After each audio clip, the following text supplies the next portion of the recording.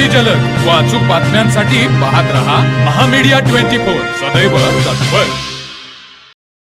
आंतरराष्ट्रीय महिला दिनानिमित्त ग्रामपंचायत टोप यांच्या वतीने विविध स्पर्धा व कार्यक्रमांचे आयोजन करण्यात आले होते। हा कार्यक्रम उत्साहपूर्ण वातावरणात संपन्न झाला। या कार्यक्रमासाठी प्रमुख पाहुण्या म्हणून प्रथम लोकनियुक्त महिला सरपंच रुपाली तावडे, माजी महिला सरपंच धनश्री सचिन पाटील, धनश्री दौलतराव पाटील तसेच डॉक्टर गोंधळी मॅडम उपस्थित होत्या। यावेळी ग्रामपंचायत टोपचे लोकनियुक्त सरपंच तानाजी पाटील, उपसरपंच गीता चौगुले, ग्रामपंचायतीचे सर्व सदस्य व सदस्या उपस्थित होते। तसेच नवनिर्वाचित तंटामुक्ती समितीचे अध्यक्ष प्रकाश पाटील व उपाध्यक्ष सचिन भोसले, गावातील प्रतिष्ठित नागरिक, ग्रामपंचायत अधिकारी व कर्मचारी तसेच गावातील महिला वर्ग मोठ्या संख्येने उपस्थित होता।